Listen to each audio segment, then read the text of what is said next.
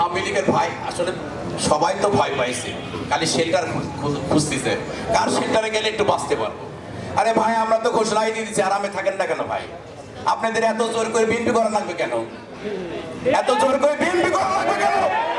আমাদের নেতা কর্মী তো অভাব নাই, আমাদের নাম নামে মামলাতে নাই, বরং জেল খেটে নাই।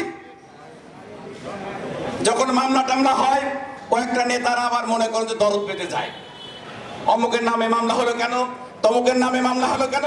আমাদের নামে মামলাতেই নাই, আওয়ামী লীগ জেল খেটে নাই বলে। এইসব দরদি কাজ না করলে খুব খুশি হব। সবাইকে ধন্যবাদ জানিয়ে আমার বক্তব্য শেষ করছি। সবাইকে ধন্যবাদ। প্রতিষ্ঠা করেছিল এদেশের জনগণের নেতা, এদেশের মানুষের হৃদয়ের স্পন্দন শহীদ রাষ্ট্রপতি জিয়াউর রহমান। তাই আজকের দিনটা আমাদের জন্য যেমন গুরুত্বপূর্ণ তেমনি আনন্দের।